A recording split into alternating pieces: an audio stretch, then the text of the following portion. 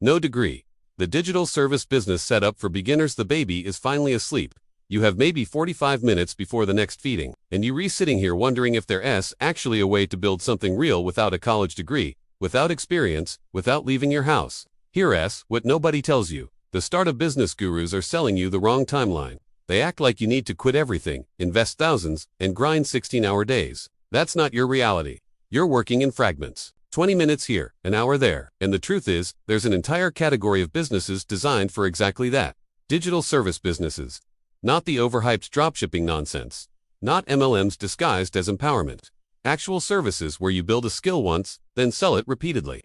The setup phase is real, but it's doable in the margins of motherhood if you stop trying to do it the way they teach people with unlimited time. Here's the promise. By the end of this, you'll understand how to position yourself as a service provider in a specific niche, how to structure your first offer so people actually pay you, and how to build this during nap time without losing your mind. Let's start with the mechanism that makes this different from a job. A digital service business is not freelancing where you trade hours for dollars forever. It's building a productized system. That means you take a service, standardize the delivery, and package it so tightly that it becomes repeatable. You're not custom building every single project from scratch. You're offering the same transformation in a slightly different wrapper each time. Here's a real example. Instead of being a general virtual assistant, you become the person who specifically sets up email sequences for health coaches. That's it. You learn one platform, like ConvertKit or Flowdesk. You create 3 template sequences: welcome series, launch sequence, nurture sequence. Every client gets a variation of those 3. You're not reinventing the wheel. You're installing the same wheel in different cars.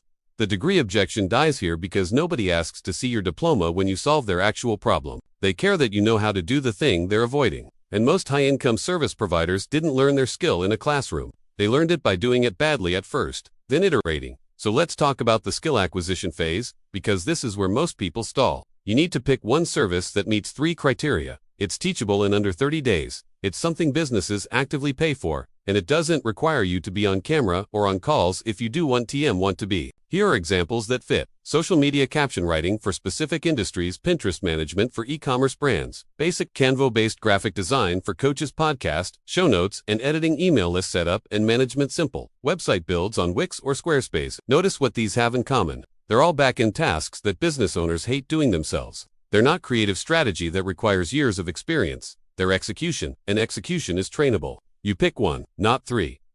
Then you spend 2 to 3 weeks learning it intensely. YouTube has everything. Free courses on Skillshare. Canva has built-in tutorials. Pinterest has a business resource hub. You're not enrolling in a 12-month certification. You're learning the mechanics of one tool until you can deliver a result. Here's the naptime chunk breakdown. Week 1, you watch tutorials and take notes. Week 2, you recreate examples for fake clients. Week 3, you do it for free once or twice to build a tiny portfolio. Week 4, you start pitching. Now, the pitching phase is where the no-degree advantage actually kicks in. When you don't have credentials, you lead with proof. That means your pitch is not, "I'm a certified Pinterest manager." It's, "I helped a handmade jewelry brand go from 200 monthly views to 12,000 in 60 days by setting up tailored boards and optimizing pin descriptions." You get that proof by working strategically during your free portfolio phase.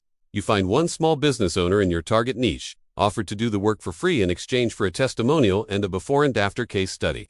You document everything. Then you use that as your leverage. If you're thinking, "But I don't have time to work for free," I get it. Here's the reframe. You're not working for free. You're building an asset. That case study is the thing that lets you charge real money next month. It's a 30-day investment, not a career. Once you have one solid result, you can price yourself. And this is where most beginners underprice out of fear. Market data shows that beginner service providers in digital niches typically charge between $300 and $800 per project, depending on scope. A basic 5-pin Pinterest setup, $400. A welcome email sequence, $600. A simple Squarespace website, $800 to $1,200. You're not charging $50 because you're new. You're charging based on the value of the outcome. If your Pinterest work brings a client 5 sales, and each sale is $200, you just made them $1,000. Your $400 fee is a bargain.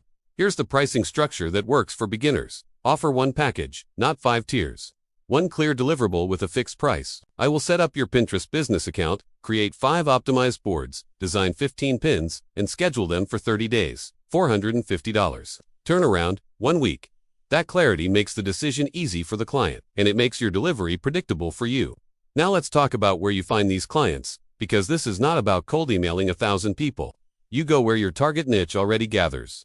If you're helping health coaches, you join health coach Facebook groups and watch for people asking tech questions. If you're doing Pinterest for Etsy sellers, you hang out in Etsy forums and Reddit threads. You don't pitch immediately. You answer questions helpfully for 2 weeks. You build micro-credibility, then, when someone asks, "Does anyone know how to set this up?" you DM them with your offer. This is called warm outreach, and it works because you're not interrupting strangers. You're responding to expressed need. You can also use your own content as a client magnet. Post one carousel or short video per week, showing a before and after of your work. Here's what a Pinterest account looks like before optimization versus after. No fancy production, just results. People will reach out. If you're wondering which tools you actually need to get started, the answer is fewer than you think. For most service businesses, you need the platform itself, Canva, Pinterest, ConvertKit, etc. A way to accept payments, PayPal or Stripe, and a simple contract template free on sites like Bonsai or Honeybook's free tier. If you're doing anything that requires focus work during nap time, a decent pair of noise-canceling headphones will save you when the toddler wakes up early or your partner is on a work call. I linked the budget-friendly pair I recommend below, so you don't waste time searching through 100 options. Now, the reality check. This is not a get-rich-quick setup. The first month, you might land 1 client. The second month, maybe 2.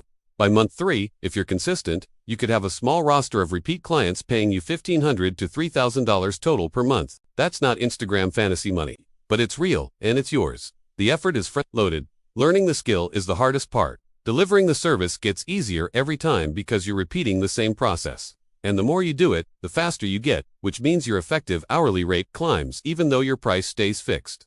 The other thing nobody mentions, you will feel like an imposter at first. You'll think, why would anyone pay me when they could hire someone with 10 years of experience? Here's why. Because experienced providers charge 3 times what you do and are booked out for months. You're the accessible option. And accessible doesn't mean inferior. It means available and affordable. Your job is not to be the best in the world. It's to be good enough to solve the problem for someone who can't afford the best. Now, let's talk about scaling this without losing the flexibility that made you start in the first place. Once you've delivered the same service 10 times, you'll notice patterns. Certain questions clients always ask. Certain parts of the process that take longer than they should. That's when you start systemizing. You create templates for everything. Email responses, project checklists, design files. You build a client onboarding form so they give you all the info up front, instead of going back and forth. You batch your work so you're doing all the content creation on one day, all the scheduling on another. Eventually, you can raise your prices because your delivery is so smooth that clients rave about you. Or you can keep the same price and take on more clients because each project takes half the time it used to. Some people even hire a subcontractor to handle the repetitive parts while they focus on client communication and sales. That's not something you do in month 1, but it's the natural progression if you want to grow. The key is that you're building a system, not a job. A job is where you clock in and someone else controls your schedule. A system is where you design the structure and it runs whether you're in it or not.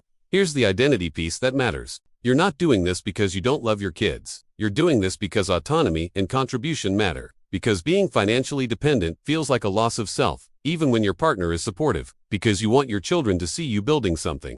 This business isn't separate from motherhood. It's an extension of the same skill set.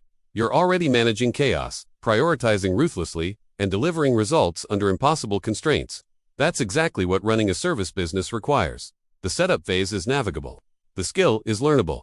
The clients exist. The only variable is whether you're willing to treat this like the serious project it is, even when you only have fragmented time. You don't need permission. You don't need a degree. You need a decision. Disclaimer: this content is for educational and informational purposes only and does not constitute financial or business advice. Earnings and results vary based on effort, market conditions, and strategy. Always do your own research before starting any business. Some links in the description may be affiliate links.